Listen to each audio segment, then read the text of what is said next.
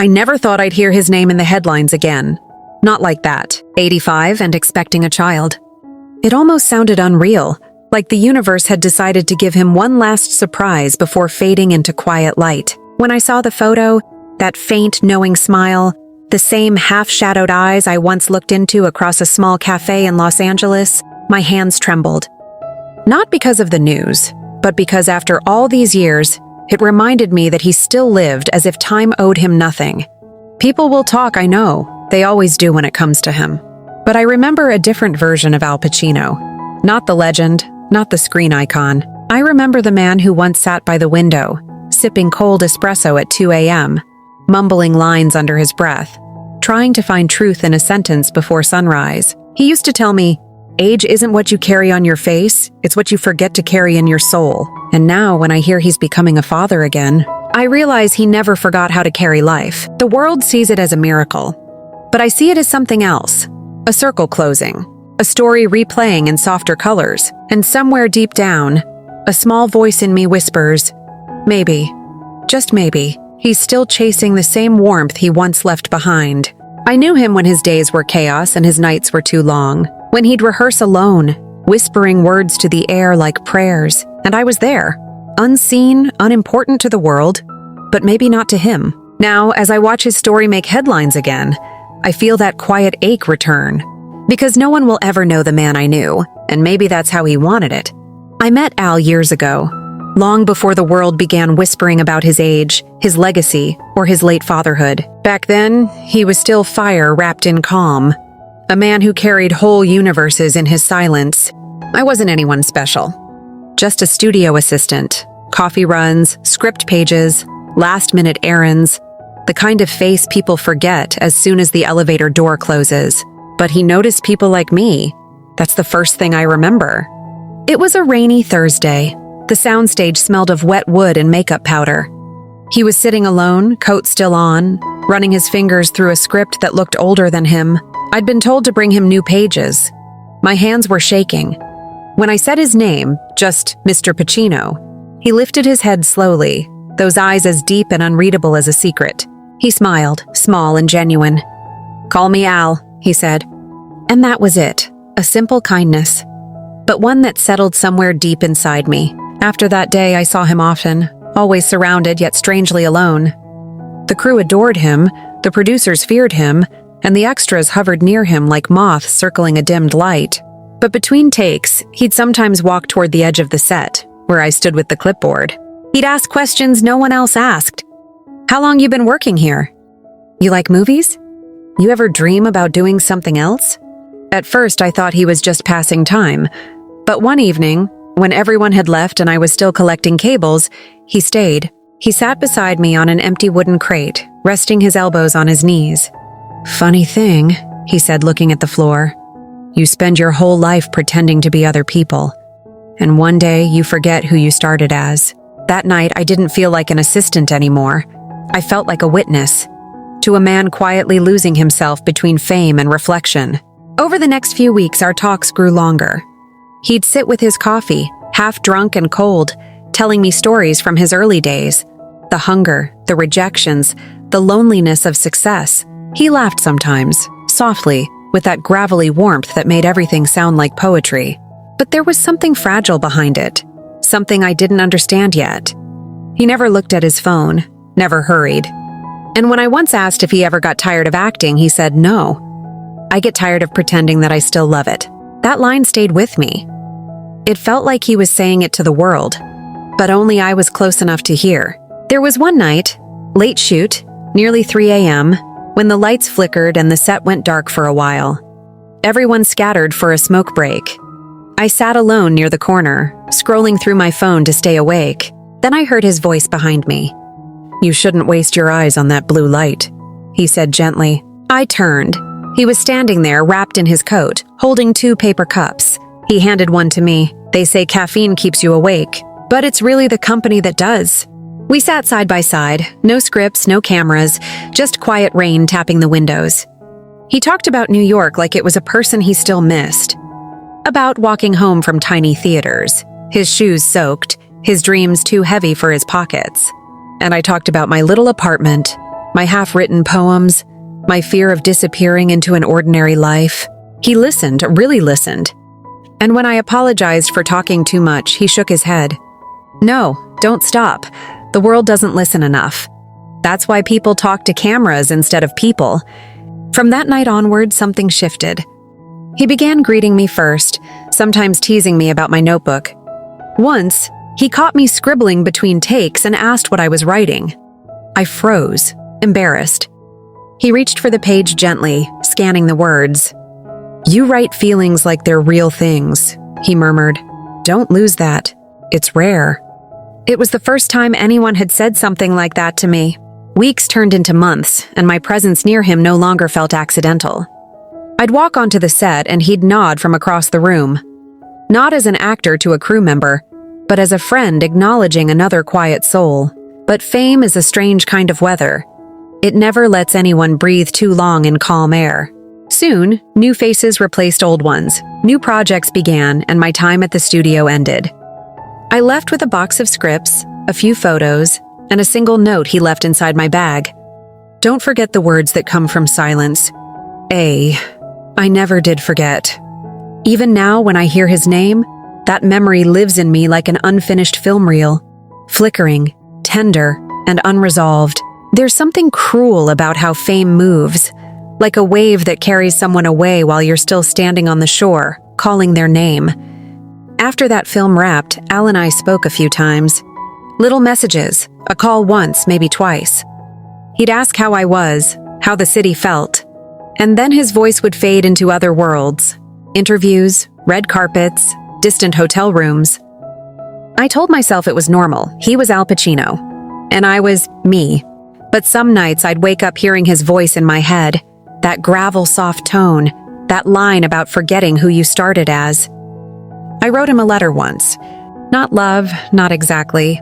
Just words I didn't know how to say. I told him that the world may adore him, but it's the quiet things that made him unforgettable. The way he listened, the way he saw through noise. I never sent it. I folded it into my journal and left it there, hidden between old script notes. Months turned into years. I moved on, new jobs, new places. But every time I saw his face on a screen, that small flicker of something would return. He looked the same, yet different, heavier with time, lighter in his eyes, as if he had made peace with the world but not with himself. One evening, maybe 5 years later, I ran into him again. It was at a small charity gala in Beverly Hills. I wasn't invited. I was working the event team, arranging lights and guest seating. He arrived late. Everyone turned, flashes sparking like lightning. And there he was, older, slower, but still glowing with that strange magnetism only he carried. When he saw me, he paused. Just a second, enough for me to know he remembered.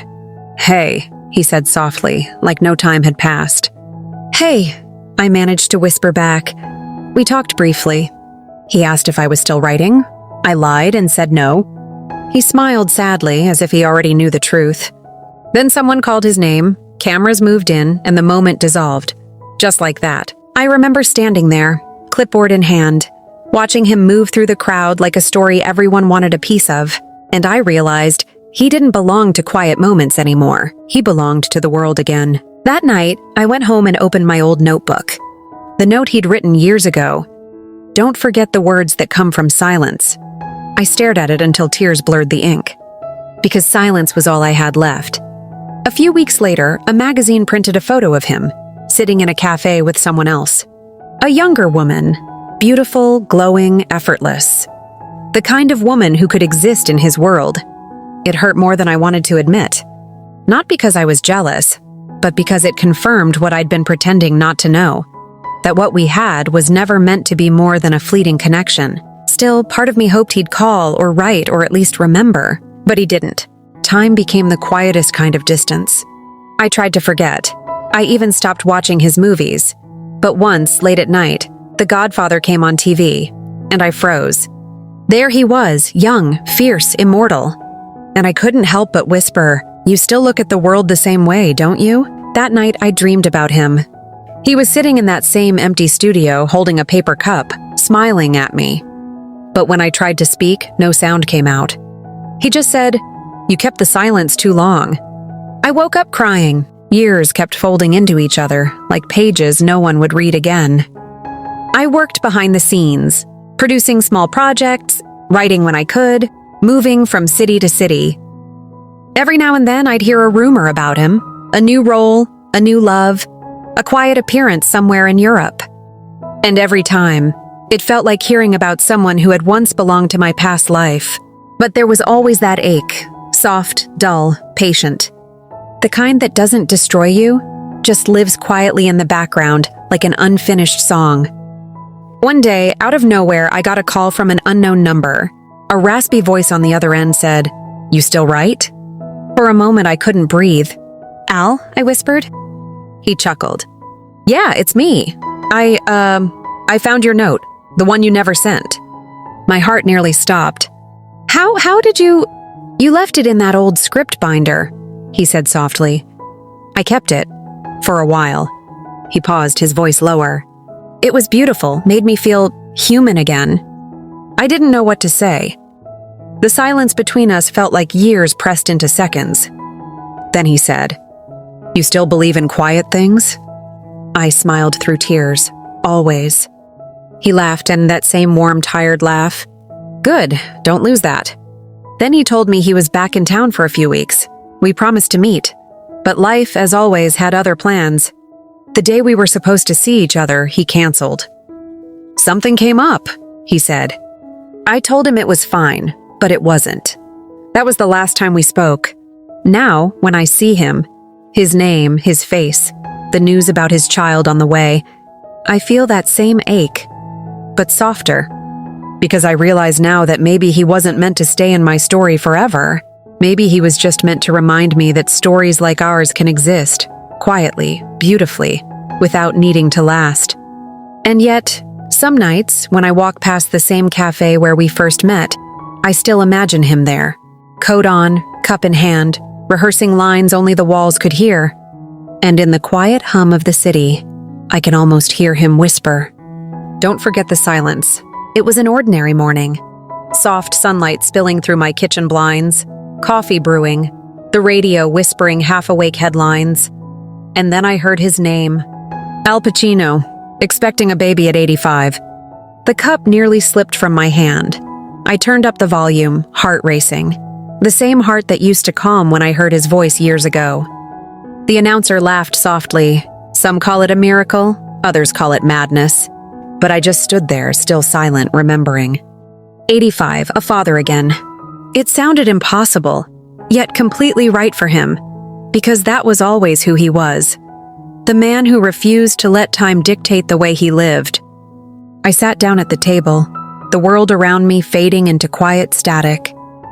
It felt like someone had reopened a door I'd quietly sealed years ago. And behind that door, memories, unfinished words, his smile, his voice saying, "You still believe in quiet things?"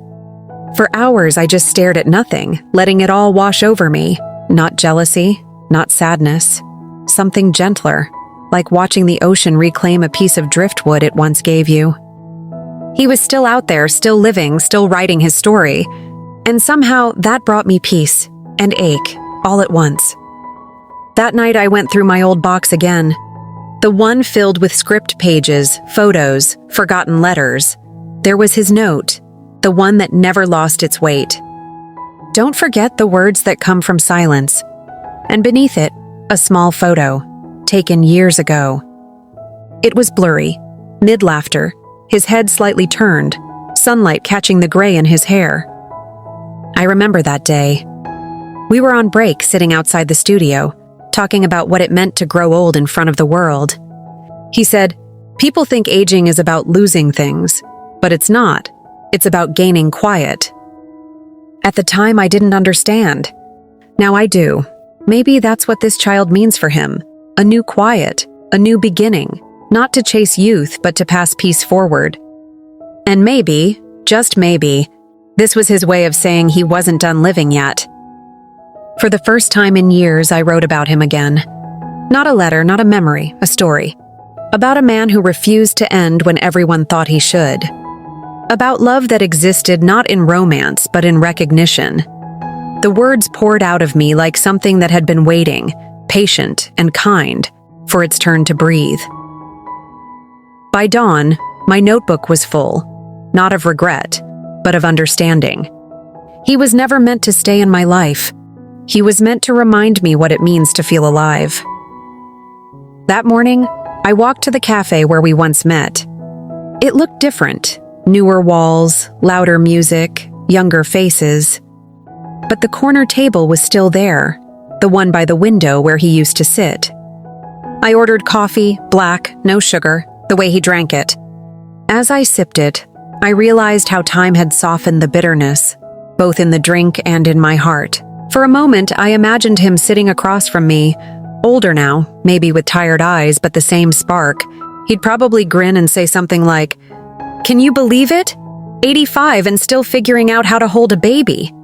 And I would smile, because in that image, him holding new life, me holding old memories, there was no sadness, only completion. Later that evening, I went for a walk along the pier. The sky was bruised with pink and gray, the waves whispering secrets to the wind. I took out my phone and typed a message I would never send. "I saw the news. I'm happy for you. You taught me that life doesn't end with age. It begins again, every time we dare to love something new." Then I deleted it, because I didn't need him to read it. The act of writing it was enough. Sometimes closure isn't a conversation. It's the moment you stop waiting for one. When I got home, I played one of his old interviews, a recent one, where he talked about the child on the way. The reporter laughed, asking if he was nervous. He chuckled that familiar chuckle. "At my age, I don't get nervous anymore. I just get grateful." Grateful? That word hit me like a soft echo, because that's what I finally felt. Not loss, not longing, but gratitude. Grateful that I met him before the world became too loud. Grateful that he saw me, really saw me, when I was invisible to everyone else. Grateful that somewhere in the folds of his memory, maybe I still existed. As a whisper, a kindness, a brief chapter in the script of his life. And maybe that was enough. As I turned off the lights, I looked at his note one last time. The ink had faded, but the message still glowed. "Don't forget the words that come from silence." Now I finally understood. Silence isn't emptiness. It's where love learns how to rest. It's strange how the world keeps spinning after something inside you stops. For a long time, I moved through my days quietly, doing the small things. Watering plants, writing drafts, watching the light change across my apartment walls. But after hearing that news, something shifted. Not dramatically, not with tears or revelation. It was subtler, like the moment dawn begins, but you don't notice the sun until your room is already glowing. For the first time in years, I wasn't haunted by his memory. I was guided by it. I began writing again, every morning, just a few lines at first. Stories about love, regret, and the kind of connection that doesn't need a name. I didn't try to sound poetic or clever. I just wanted to tell the truth, the kind that lives quietly between people who once mattered to each other. One story became 2, then 5. A small publisher reached out. Then a local reading night invited me to share my work. When I stood on stage holding my notebook, I could almost hear him, his low voice saying, "Don't lose that, it's rare." And I smiled. Because maybe in some invisible way he'd kept his promise, to make sure I didn't forget my silence. That night, after the reading, a young girl came up to me. She said, "Your story felt real, like you lived it." I just nodded. Then she asked, "Was it love?" I paused for a long time. Finally, I said, "It was something quieter than love. Something that doesn't need to be returned to still means something." She smiled and walked away. And I realized that's what my whole journey with him had been. Not a romance, not a tragedy. Just two souls crossing at the right time, each leaving the other a little more human. Weeks passed. Sometimes I'd see photos of him. Older now, a softness in his expression that wasn't there before. The kind of peace that comes when you stop proving and start simply being. He'd always been like that, searching for truth in people, even when it hurt him. And now, seeing him become a father again, I understood. He wasn't chasing youth. He was still chasing life.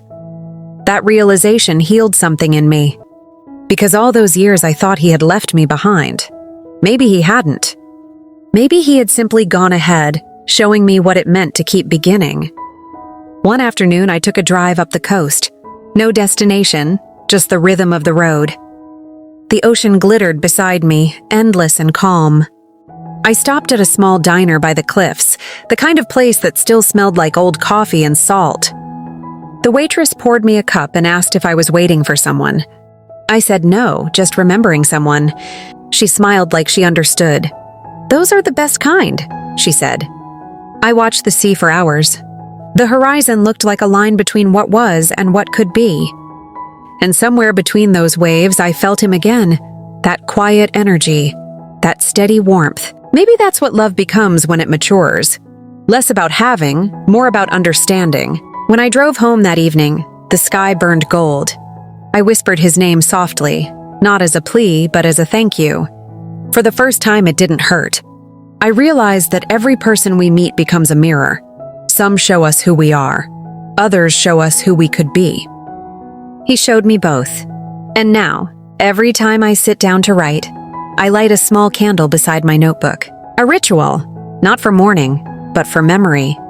To honor the moment someone taught me how to find peace in silence. A few months later, my first collection of short stories was published. On the dedication page, I wrote just one line. For the man who taught me that age is not about years. It's about how deeply you can still feel. No name. Just truth. When the book arrived in the mail, I held it like something sacred. It wasn't success I felt, it was closure. Because every word inside it had grown from the soil of everything I once thought I'd lost. Then one night, out of curiosity, I watched a new interview with him. He was sitting in his home, laughter lines deeper, voice rougher but warmer. The reporter asked what he'd learned about life after all these years. He paused, that same long pause he used to take before saying something that mattered. Then he said, "I think the secret is to keep loving, even when you don't get to stay, even when life moves on. Love anyway." And I smiled, because it sounded like he was answering a question I had asked years ago, in silence. Maybe he wasn't speaking to me, but it felt like he was. Now, my days are quiet in the best way. I wake early. I write. Sometimes I visit that cafe and sit by the window. The same corner, though he's never there. But I like to think his laughter still lingers in the air, carried by memory. I don't wait for messages anymore. I don't replay old moments to see where I could have said more. Because I've learned that some stories aren't meant to be rewritten. They're meant to be remembered. And maybe, in the quiet space between two people who once mattered, there's something eternal. A kind of love that doesn't need to be returned, only cherished. That's what he left me with, not heartbreak, not longing, but peace. The kind that arrives slowly, like dawn, and stays even after the light fades. Sometimes I still dream of him. Not the actor, not the legend, just Al. He's sitting in that same corner cafe, coat draped over the chair, eyes half lost in thought. The light outside is golden, trembling through the window, and he looks at me as if time never learned how to pass. In those dreams, he doesn't speak. He just nods, that small, knowing nod that once meant everything. And I wake up smiling, not sad anymore, just thankful that memory can still feel alive. They say some people leave fingerprints on your soul, but he didn't leave fingerprints. He left pauses, little moments of stillness that taught me to breathe slower, listen deeper, feel more gently. When the world rushes, I hear his voice. Age isn't what you carry on your face, it's what you forget to carry in your soul. And I carry that every day, not like a wound, but like a compass. Sometimes when I walk past movie posters or catch an old scene on TV, I whisper softly, "You made it." Because he did, not just as an actor, but as a man who refused to stop beginning. Even now, with a new life in his arms, he's still teaching me, without ever knowing it, that love doesn't expire with age. Maybe that's the real secret of his story. Not the fame, not the legacy, but the courage to keep loving the world, even after it's loved you in every possible way. As for me, I've learned that love isn't about possession or permanence. It's about presence. The way someone's laughter stays inside you long after it fades. The way a single memory can still make the air feel warm. Al was never mine to keep. He was a season, short, luminous, unforgettable. And like all seasons, he left when it was time. But he left me sunlight. Now, every time I finish a story, I close my notebook and whisper a quiet thank you. Not for what could have been, but for what was. Because sometimes the most beautiful stories are the ones that never needed an ending. And if he ever reads my words, if by some chance they find their way to him, I hope he smiles and says, "She remembered the silence." Because I did. And I always will. Some people teach you how to love. Others teach you how to let go. But the rare ones, they teach you how to stay human. And that's what he did for me. A TalksBerry original. I knew Al Pacino before the headlines.